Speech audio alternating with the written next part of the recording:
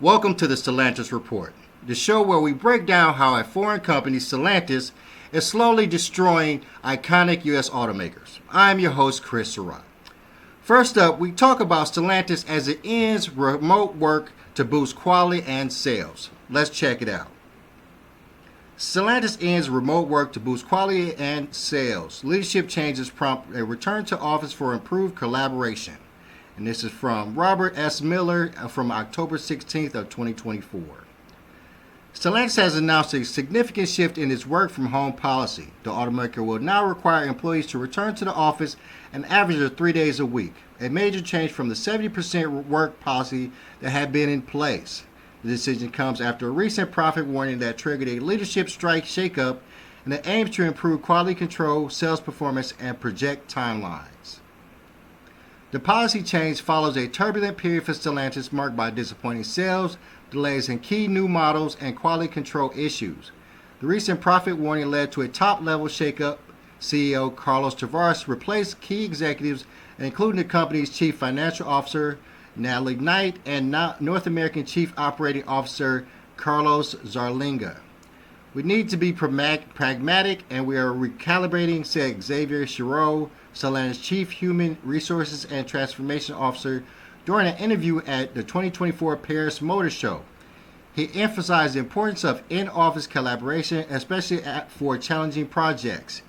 If there's a difficult project that needs attention, then it's all week in the office, he added.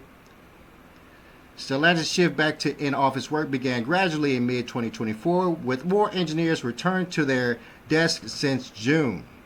This change marks a departure from the remote work approach that Tavares championed following the COVID-19 pandemic. In the U.S., remote work has allowed the company to reduce its office space and sell off real estate to cut costs. However, labor unions expressed concerns that the company was pushing employees too hard to stay away from the office. With the new policy, the automaker aims to foster a more collaborative work environment to address the challenges facing its operations in key markets like the U.S. and Europe. So, how do we feel about this change? Do we dislike them bringing people back in office? No. We particularly decided that having remote work was very good when it was COVID-19 times, but it's not a good thing now. It has slowly but surely affected mom and pop shops that have based their ability to survive off of people, working at the office. It also affected the automotive industry as well, with less people driving, so less people needing attention to their vehicles, repairs to their vehicles. So returning to the office, we think, is a very good thing. But when it comes to Stellantis, their decision to return to the office is different in one way, that they are using it to get rid of workers. They are in the know that there are a lot of employees that have based a lot of their life on working from home, and those workers are more than likely going to decide not to come back into the office and not to continue to work for Stellantis. So this is just an opportunity for them to cut some workers, cut some numbers, without it looking like they're doing it directly, because it is going to be the decision of that worker to stop working for Stellantis because they don't want to come back into the office. And this is going to be pretty common with a lot of companies that are deciding that they're going to bring their remote workers back in. And Stellantis is not short of that. Stellantis decided long ago that it is going to continue to cut its workflow, cut its workers, and cut its factories. So, let us continue. Stellantis laying off 1,100 workers at Michigan plant. Automaker Stellantis, the parent company of Chrysler, Dodge, Jeep, and Ram, has announced it is laying off 1,100 employees at its Warren Truck Assembly plant. We brought you this last week. The company went on to say it will be implementing indefinite layoffs of represented employees across its footprint as a cost-saving measure as it faces a decline in sales, according to the NPR. The plant in Warren, Michigan, manufactures the Ram 1500 Classic, which is being discontinued, which also makes a Jeep Wagoneer and Grand Wagoneer. The layoff began on Saturday, and Stellantis said they were due to the discontinuation of the Ram 1500 Classic. Then why are they building more buildings at their Ram 1500 factory in Mexico? Ugh. The United Auto Workers Union has accused Stellantis of gross mismanagement for its financial woes, which have impacted its ability to reopen the Belvidere assembly plant as agreed to in its 2023 labor contract. Stellantis has claimed it is abiding by its contract and intends to reopen the plant, but market conditions have delayed that timeline. The UAW has threatened to strike, urging Stellantis to keep the promise and reopen the Belvidere plant, which would have also included a Mopar distribution hub and electric vehicle battery plant. Embattled CEO Carlos Tavares announced he plans to retire when his contract expires in 2026 so he can get out of the way of all these problems. On Monday, he told reporters the company is fixing its slowing U.S. sales at the right pace, adding that the company is in a Darwinian period and all options are under consideration, including plant closures and shutting down brands. So, the man is not even admitting that we have a problem when it comes to these automakers. He has continued to say that he is doing the things that are best for the company as the factories continue to lose workers and plants continue to close. This is the utmost statement to me to show to you guys that this company is just a corporate raider. It has decided that it is going to not only buy these companies in the U.S., and now it is decided it's going to destroy them and to tear them apart by selling them off piece by piece. It is such a travesty, and I hope the U.S.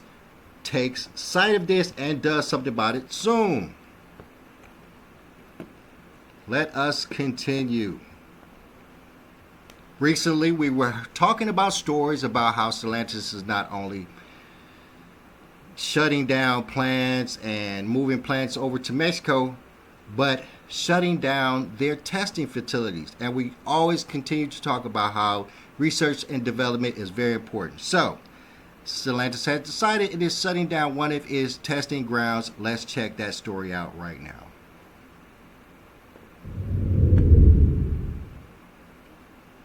Stellantis is planning to close and sell its 4,000-acre vehicle proving grounds in Arizona by the end of the year as part of ongoing cost-cutting measures under CEO Carlos Tavares. Now this move comes amid pressure from Wall Street, dealers, and the United Auto Workers Union due to the company's poor financial performance and layoffs. The proving grounds, used for vehicle testing since Chrysler purchased the site back in 2007, will be replaced by facilities owned by Toyota starting next year.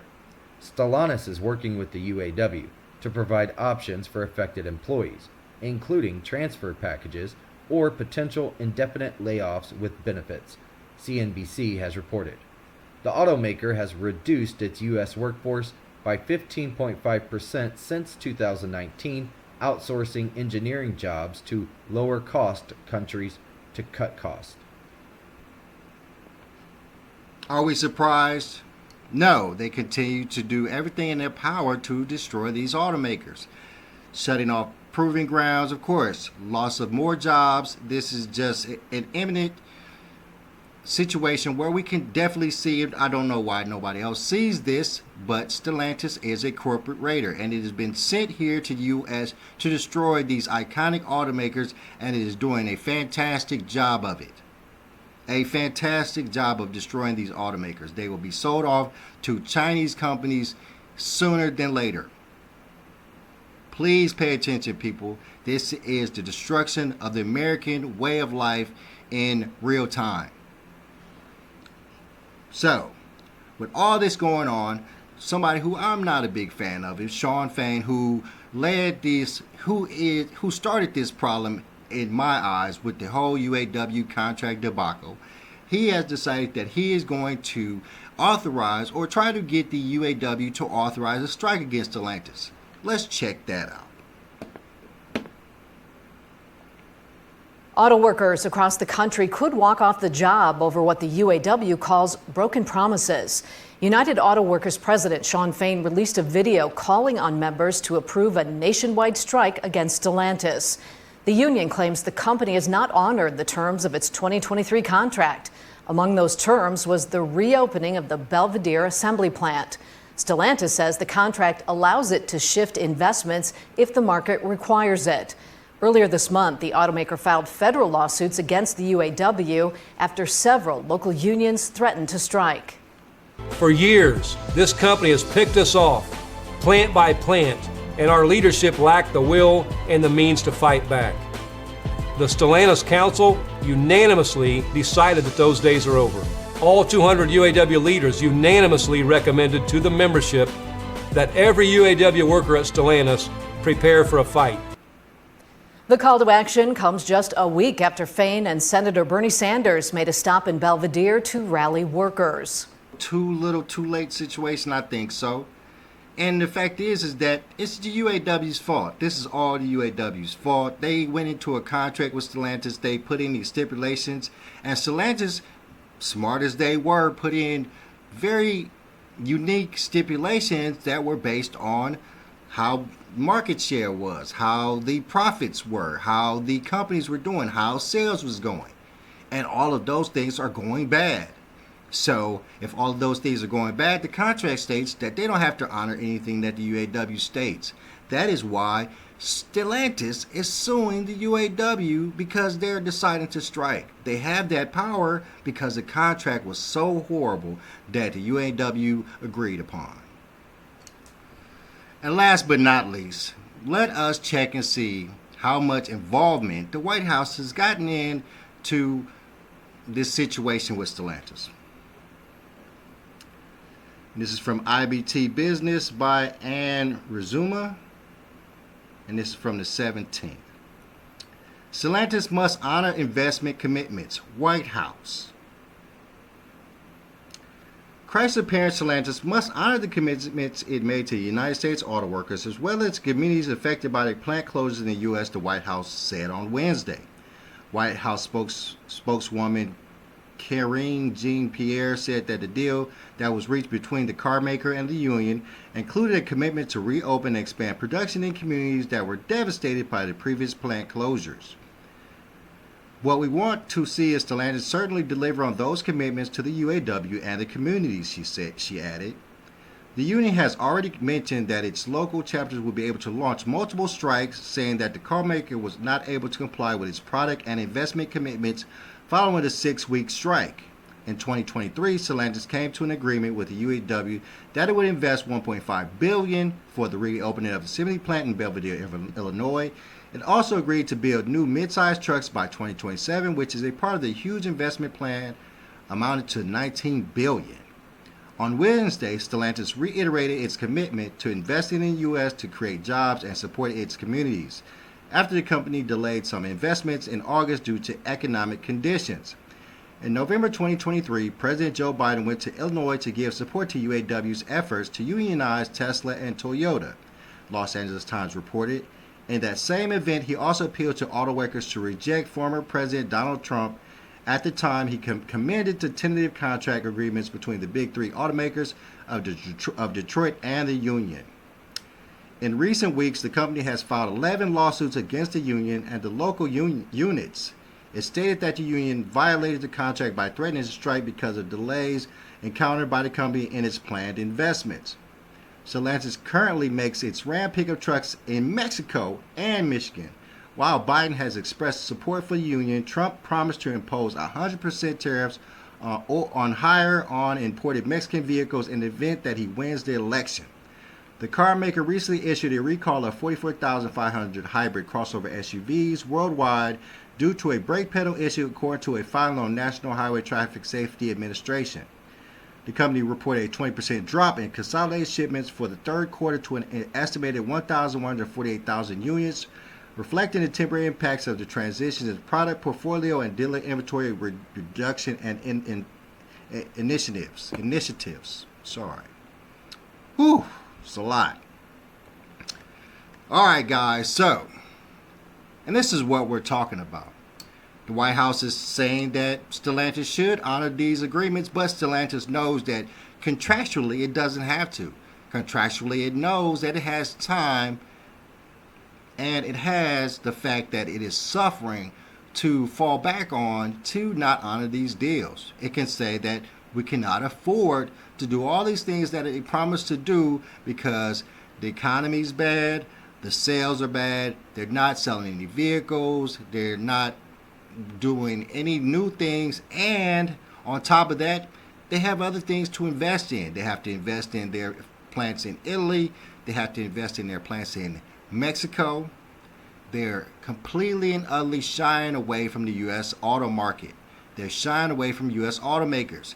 They're making us suffer, while on top of that, as Stellantis is a company that has over 15 auto brands, it is putting all of its effort and money into the other auto brands and taking it away from these U.S. automakers, making them decline and ultimately be destroyed.